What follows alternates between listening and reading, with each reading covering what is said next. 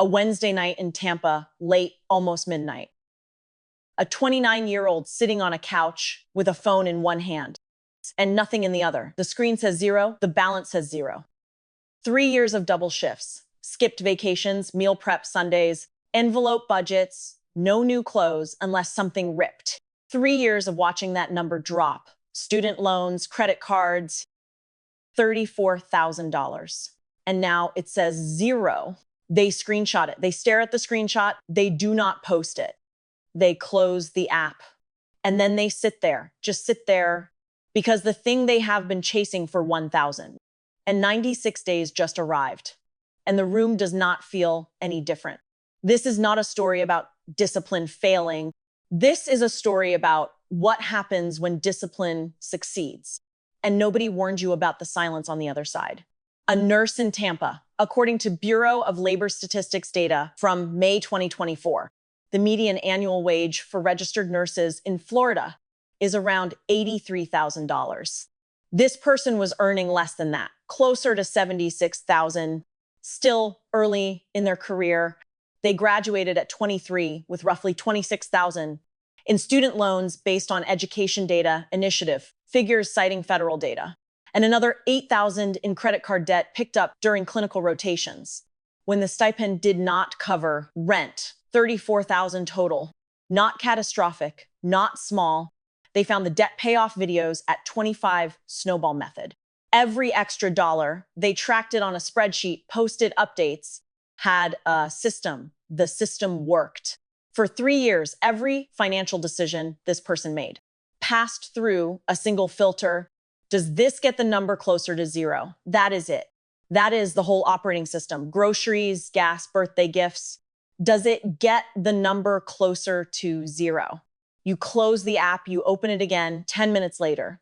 The first decision point was early 26. Their friends were going on a weekend trip. $300 all in, they stayed home, watched the number drop by 300, felt something.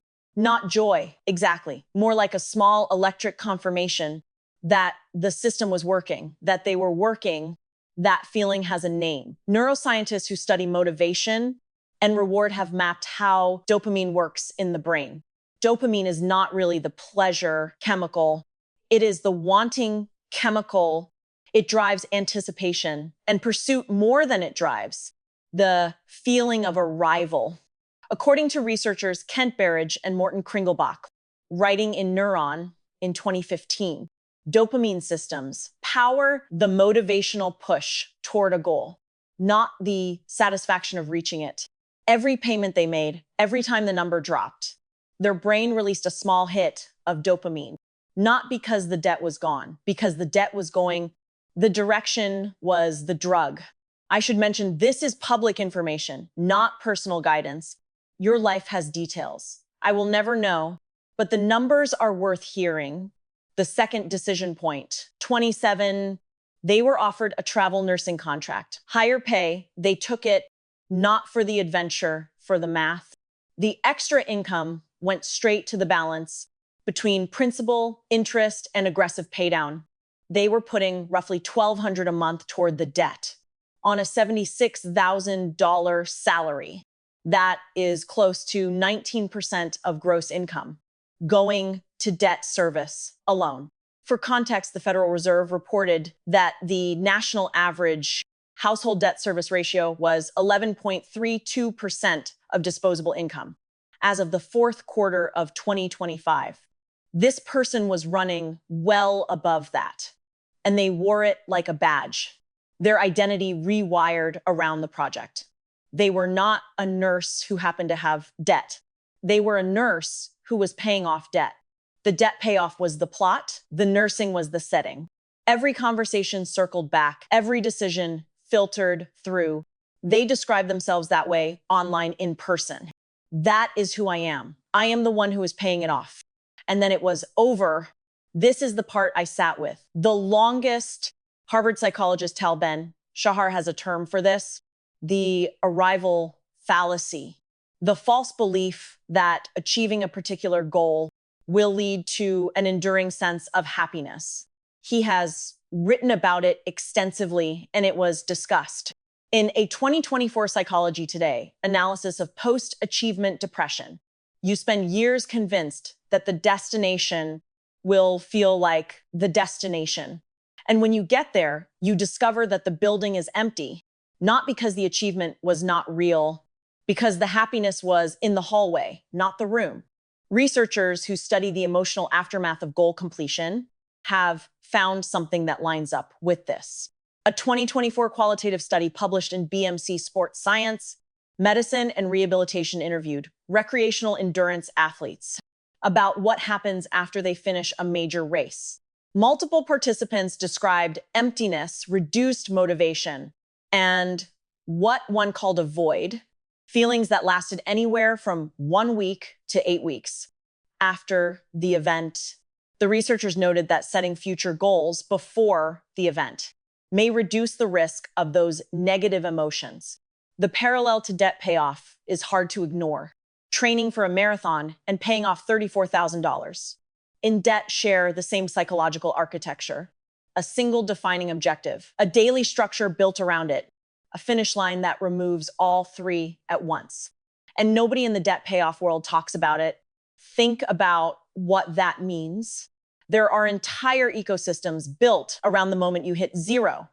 The debt-free scream, the spreadsheet celebration, the before and after post, the personal finance industry, the podcasts, the apps, the influencers, they are all organized around a single dramatic moment. The moment the number disappears. Nobody builds content for the morning after this person, the nurse in Tampa. They spent 3 years inside a structure. Wake up, work, check the number, adjust, sleep, repeat. The structure was the scaffolding. And when the debt was gone, the scaffolding came down. But so did the walls.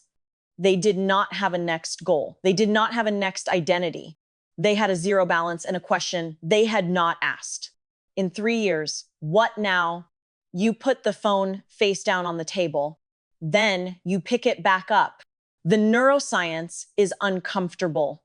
Dr. Anna Lemke at Stanford, author of Dopamine Nation, described the brain's pleasure-pain balance in a 2022 NPR interview as a seesaw.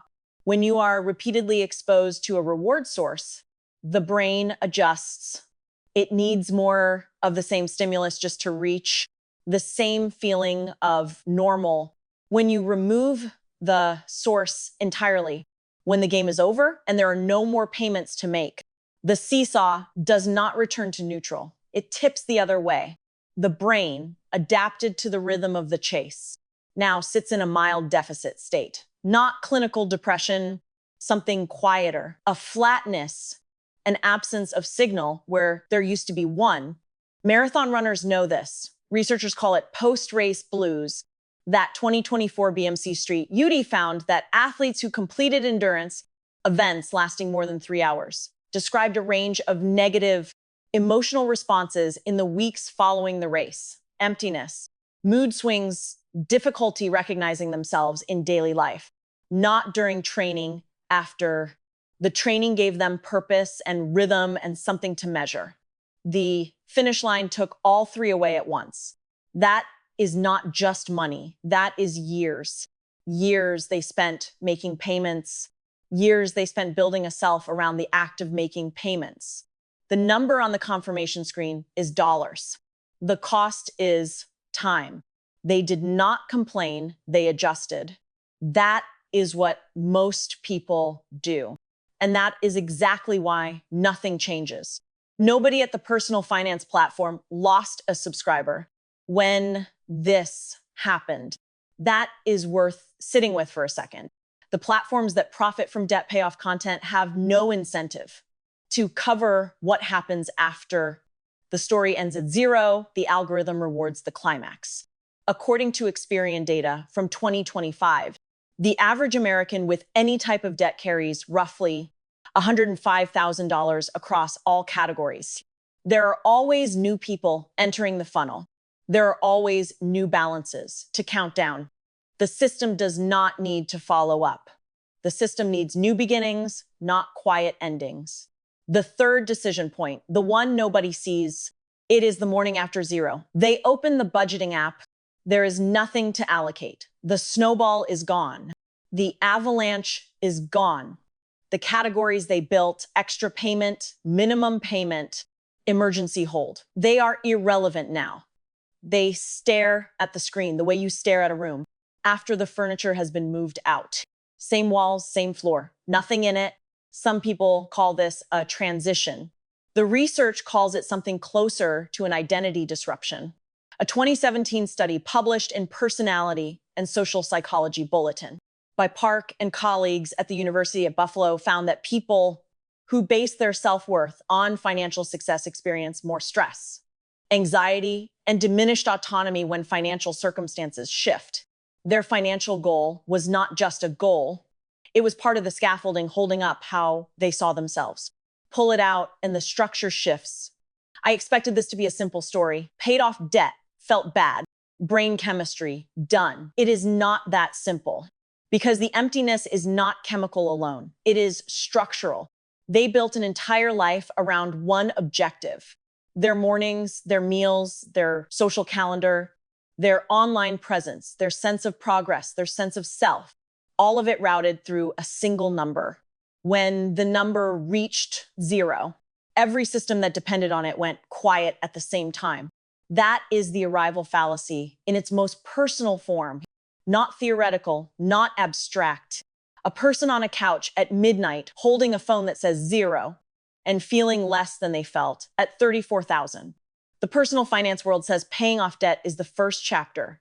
That freedom begins now. But freedom, it turns out, can feel like a room with no furniture. Not because the room is bad, because you do not remember what you liked before the debt told you who to be.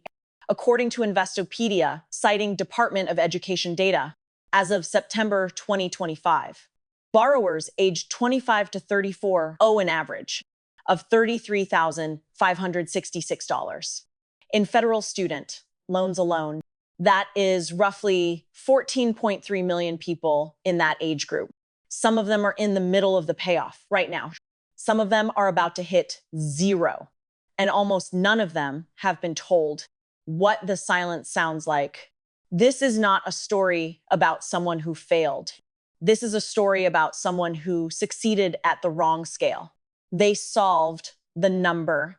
They did not solve the architecture around it.